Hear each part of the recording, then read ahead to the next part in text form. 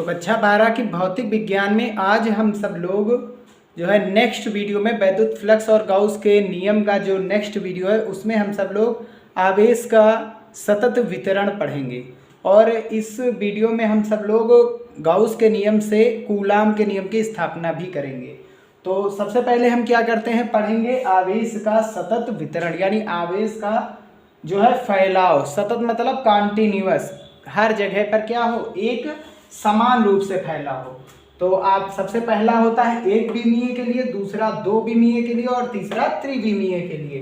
तो एक विमीय के लिए कौन आता है, रेखीय आवेश घनत्व या आवेश का रेखीय घनत्व। ये क्या होता है, मान लेंगे कोई L लंबाई का तार है और जिस पर आवेश एक समान रूप से वितरित है यानी फैला हुआ है। ठीक है, तो आवेश का सतत वितरण देखेंगे एक विमीय, द्विविमीय और त्रिविमीय में हम। ठीक है, तो L लंबाई का कोई एक चालक है जिस पर कितना आवेश है, Q आवेश एक समान रूप से फैला हुआ है। ठीक है, तो यहां पर हम देखेंगे L लंबाई पर कितना आवेश फैला हुआ है, Q आवेश फैला हुआ है। तो एकांक लंबाई का मतलब 1 मीटर लंबाई पर कितना आवेश होगा, Q/L। और 1 मीटर लंबाई पर जो भी आवेश की मात्रा होती है उसे आवेश का रेखीय घनत्व कहते हैं, यानी लैम्डा बराबर क्या हो गया, Q/L हो गया।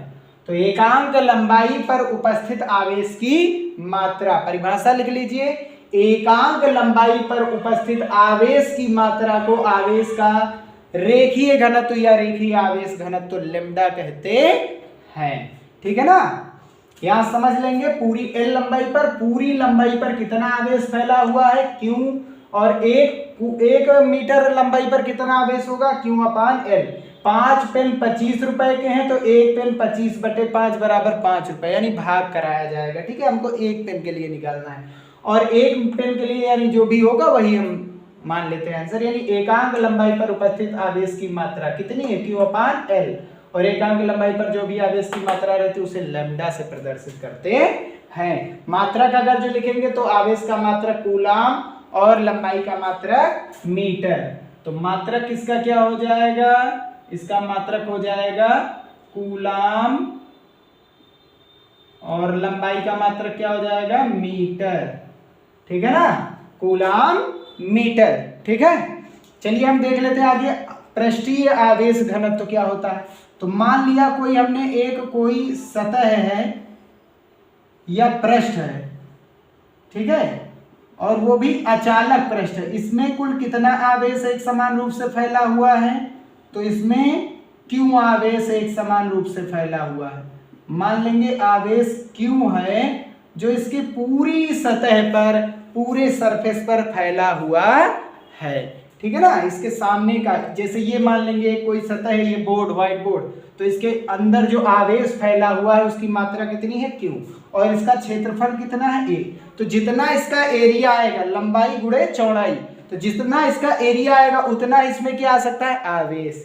ठीक है, तो A क्षेत्रफल में कितना आवेश आ रहा है, Q आवेश आ रहा है। इसके पूरे क्षेत्रफल में, उसमें एक ही विमाएँ थी तो लंबाई ली गई, इसमें दो विमाएँ, लंबाई और चौड़ाई।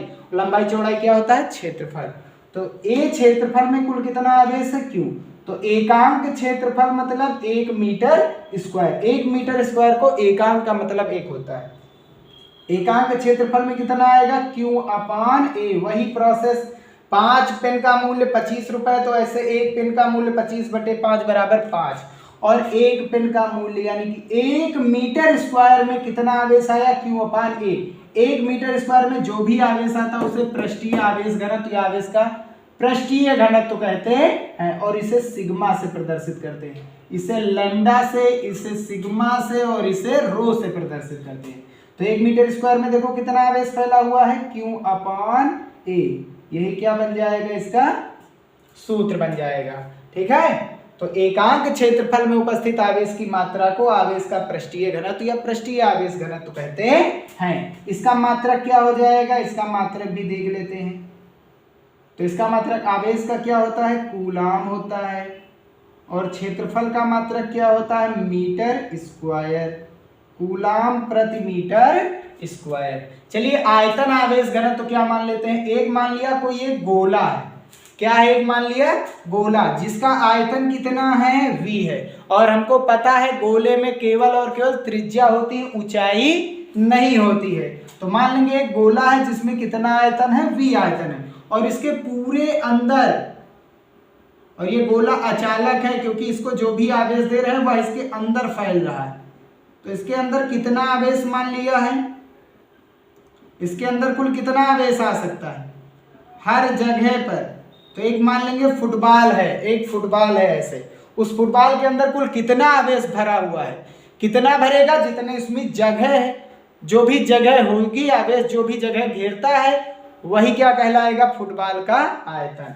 तो यही क्या हो गया, फुटबॉल का आयतन, जितनी इसमें जगह है, जगह कितनी होगी जितना इसका आयतन है। तो कितना आवेश है, मान लिया क्यू आवेश है, ठीक है।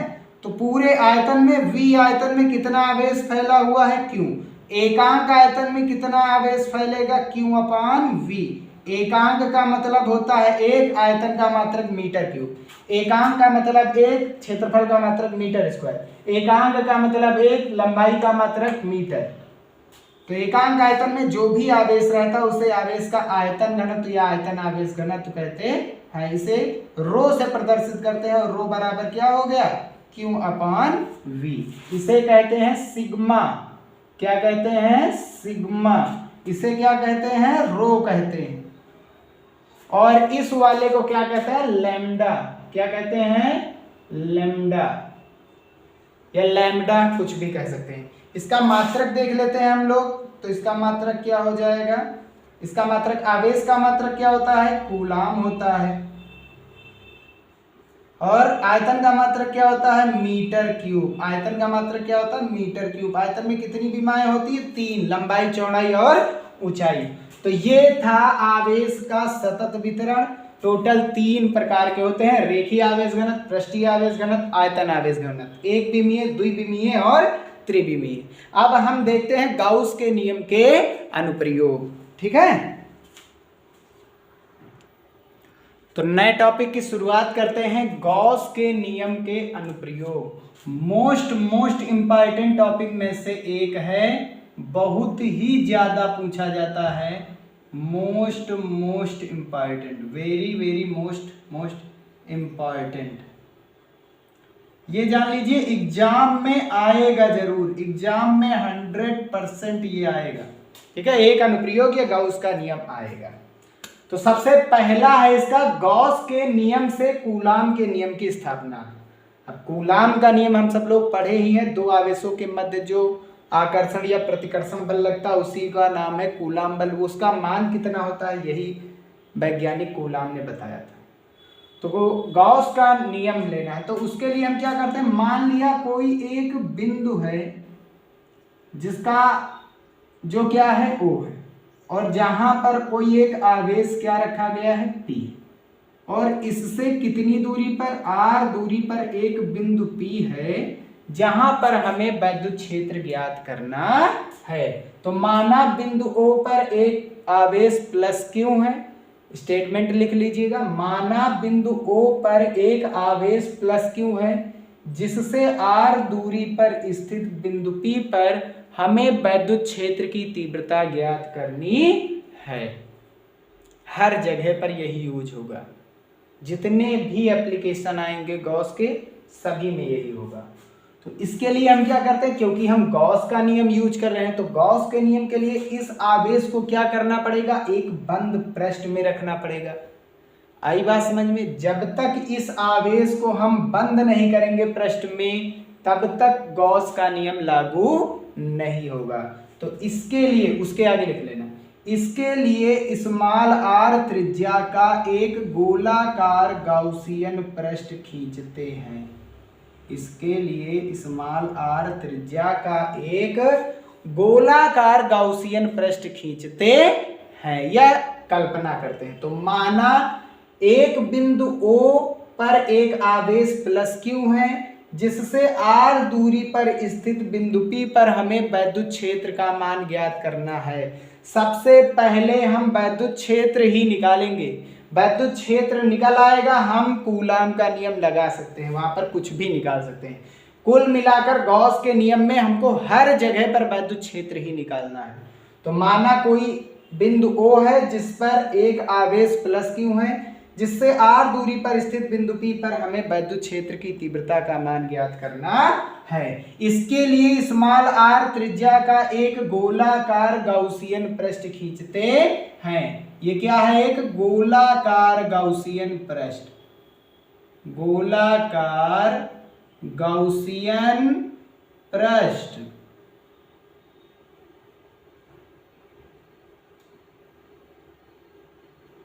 ठीक है ना? चलिए अब हम क्या करते हैं, अब प्लस क्यू के कारण जब वैद्युत क्षेत्र होगा वो क्या होगा? इससे दूर जाएगा।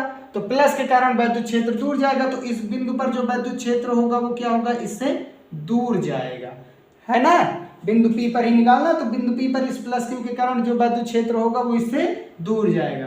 अब यहीं पर हम एक अल्पांश की गणना करते हैं, यानी इसका एरिया कितना? इस गोलाकार गाउसियन पृष्ठ का क्षेत्रफल कितना है? A है, और उस A का एक अल्पांश यहाँ पर लेते हैं। तो A के अल्पांश को हम किससे लिखते हैं? dA से लिखते हैं। तो इसका क्षेत्रफल सदिश क्या होगा? लंबवत बाहर की ओर होगा। हमने कई बार बताया है अल्पांश हर जगह लेना है, हम पूरे पृष्ठ से इकट्ठा नहीं बता सकते, इसलिए यहाँ पर किसकी गणना करते हैं? एक अल्पांश की गणना करते हैं। अल्पांश मतलब एक छोटा सा टुकड़ा, एक छोटा सा टुकड़ा लेते, एरिया लेते हैं, ठीक है ना? उसका क्षेत्रफल सदिश वो ऐसे रखा है, तो इसका क्षेत्रफल सदिश क्या होगा? लंबवत इधर होगा, ये लंबवत इधर होगा। लेना कौन सा है? जिस ओर वैद्युत क्षेत्र है। हमेशा डीए वेक्टर की दिशा उसी ओर लेते हैं जिस ओर वैद्युत क्षेत्र की दिशा होती है। तो चलिए हम आगे देखते हैं। तो यहां से एक ये बात पता चली है कि जिस ओर वैद्युत क्षेत्र है उसी ओर कौन है? DA vector. तो इन दोनों के मध्य जो एंगल बनेगा वो कितने अंश बनेगा? 0 अंश, क्योंकि दोनों की दिशाएं एक ही है। तो क्या लिखेंगे अब आगे? अल्पांश डीए से कितना फ्लक्स आएगा? तो पहला गाउस के नियम का अनुप्रयोग कर रहे हैं। दो फ्लक्स हमने पढ़ा, एक परिभाषा वाला flux d∅ = EdA cos theta, और दूसरा गाउस के नियम वाला। तो परिभाषा वाला फ्लक्स और गाउस के नियम वाले फ्लक्स की हम क्या कराएंगे? तुलना करा करके मान लाएंगे, बस यही करना है। तो अल्पांश डीए से निर्गत या गुजरने वाला, क्या गुजर रही है? वैद्युत बल रेखाएं। वैद्युत बल रेखाओं को कौन बताता है? वैद्युत फ्लक्स। अच्छा बताइए, एरिया बड़ा होगा तो वैद्युत बल रेखाएं भी ज्यादा जाएंगी। अब एरिया छोटा है तो वैद्युत बल रेखाएं भी कम जाएंगी, यानी वैद्युत फ्लक्स का मान कम आएगा। और कम के लिए आगे क्या जोड़ते हैं? d। तो d∅ हमने सूत्र पढ़ा है EdA cos थीटा। थीटा क्या है? E और dA वेक्टर के मध्य बना कोण। तो कितना कोण बन रहा है? इन दोनों के मध्य एक ही दिशा में है, तो दोनों के मध्य कोण बन रहा है 0 अंश। और cos 0 अंश की वैल्यू कितनी होती है? तो d∅ 1 होती है। तो d∅ कितना आ गया? EdA आ गया। अब हमको ये पता चल गया इस छोटे से अल्पांश के कारण कितना वैद्युत फ्लक्स आएगा, और हमको पूरे गाउसियन पृष्ठ के लिए फ्लक्स निकालना है। इस पूरी सतह से कितनी वैद्युत बल रेखाएं गुजर रही है ये बताना है। और हमने एक छोटा सा टुकड़ा लिया, तो ऐसा ही छोटा टुकड़ा यहां लेंगे, ऐसा ही छोटा टुकड़ा यहां लेंगे। तो ऐसे ही छोटे छोटे टुकड़े ले करके हम किसका मान निकालेंगे? d∅ का मान निकालेंगे, सभी से निकालेंगे d∅, ठीक है। और सबको क्या कर देंगे? फिर जोड़ देंगे, ठीक है ना। या तो फिर हम क्या करेंगे? एक छोटे से टुकड़े के लिए हम निकाल लेंगे कितना फ्लक्स जा रहा है, और फिर उसी का क्या कर देंगे? समाकलन कर देंगे, तो पता चल जाएगा पूरे पृष्ठ से कुल कितना जा रहा है। तो संपूर्ण गाउसियन पृष्ठ के लिए हमेशा क्या करते हैं? समाकलन। संपूर्ण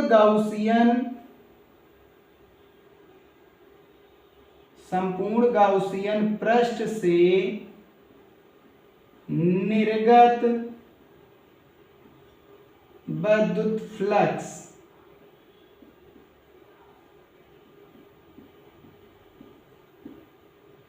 तो पूरी सतह से कितना जाएगा? पूरी सतह से जाएगा फाई। उसके लिए क्या करेंगे? छोटे से d∅ का क्या करेंगे? हमेशा समाकलन। जो छोटे से टुकड़े के कारण d∅ आए उसके हम क्या कर देंगे? समाकलन। क्या करने के लिए, संपूर्ण गाउसियन पृष्ठ से, यानी पूरी सतह से जो फ्लक्स का मान आया, यानी डी फाई या फाई ई जो है होता है उसके डी फाई की वैल्यू जो है वही हम पुट कर देंगे, कितना है ई डी ए। तो इंटीग्रेशन का चिन्ह, डी फाई की वैल्यू कितनी आई है, ई डी ए आई है। ई तो कांस्टेंट है, हर एक बिंदु पर वैद्युत क्षेत्र समान जाएगा, जितना इस वाले अल्पांश से जाता वैद्युत क्षेत्र उतना ही इससे भी जाएगा।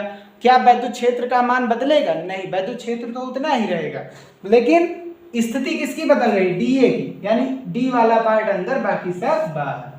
तो phi E is equals to कितना हो गया, ई बाहर हो जाएगा और डी ए क्या हो जाएगा, अंदर।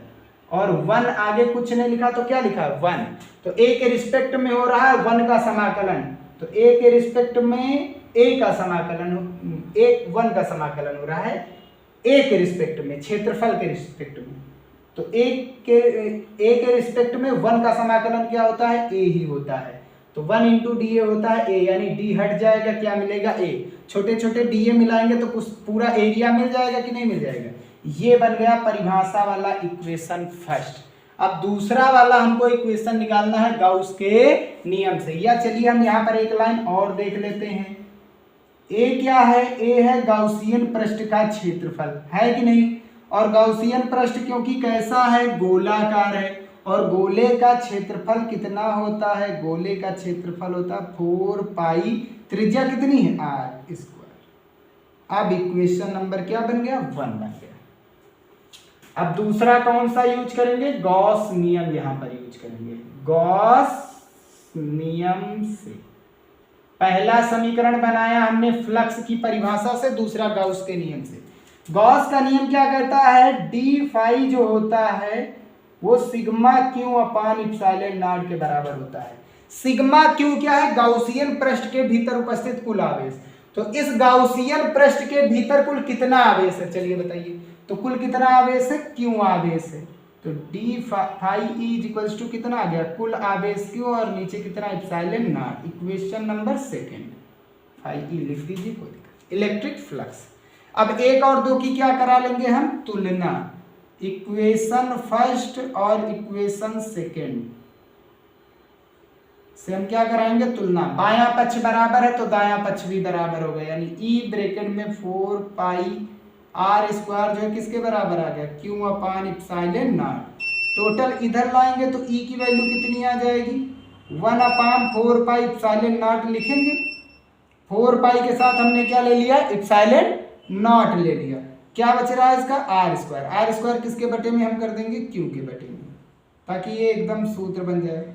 चलिए वैद्युत क्षेत्र का मान कितना आ गया, पता चल गया। मात्रक होता है न्यूटन प्रति कूलाम या वोल्ट प्रति मीटर। हमको निकालना क्या है, हमको निकालना है कूलाम के नियम। कूलाम का नियम कितने आवेशों के बीच लगता है, 2 आवेशों के बीच। इसके लिए P पर हम क्या लेते हैं, एक आवेश लेते हैं। P पर एक आवेश की कल्पना करते हैं, वो आवेश कौन सा है, Q नॉट। तो Q नॉट पर कितना बल लगेगा, Q नॉट पर बल। अब Q नॉट के पास क्या, देखो Q नॉट कहां पर है, बिंदु P पर है Q नॉट। आवेश Q जहां है वो बिंदु P है, और बिंदु P पर वैद्युत क्षेत्र है कितना है, 1/4 pi epsilon naught Q upon r square. और हमको पता है वैद्युत क्षेत्र में जब कोई आवेश आता है तो उस पर क्या लगता है, बल। तो वैद्युत क्षेत्र के कारण Q नॉट पर क्या लगेगा, बल। तो Q नॉट पर जो बल लगेगा वो F बराबर कितना होगा, E Q नॉट। हमने सूत्र पढ़ा है, E इज इक्वल्स टू कितना होता है, F अपान Q नॉट, पढ़ा है ना। तो F बराबर कितना आ जाएगा, E Q नॉट। जब कोई आवेश किसी वैद्युत क्षेत्र में रहता है या प्रवेश करता है, स्थित होता है, तो उस पर कितना बल लगता है, E इंटू आवेश जो कि है। चलिए यहाँ पर वैद्युत क्षेत्र की जब वैल्यू रखेंगे तो कितनी आई है, 1/4 pi epsilon not into Q अपान कितना आया है, आर स्क्वायर। यही तो आया है। ये E की वैल्यू हम उठा करके यहाँ पर रखे। अब कितना बच रहा है, क्यू नॉट। तो यहाँ पर क्या लिख देंगे, क्यू नॉट लिख देंगे। और यही क्या है, कूलाम का नियम है। यही कूलाम का नियम है, ठीक है। तो ये हो गया गाउस के नियम से कूलाम के नियम की व्युत्पत्ति, ठीक है ना। इतने में कोई दिक्कत तो नहीं। तो यहाँ पर ये जो है टॉपिक खत्म होता है। अब हम नेक्स्ट वीडियो में जो है अगले अनुप्रयोग के पढ़ेंगे गाउस के नियम के। तो यदि वीडियो पसंद आया तो वीडियो को लाइक ज़रूर कीजिएगा। तो मिलते हैं नेक्स्ट वीडियो में, ठीक है।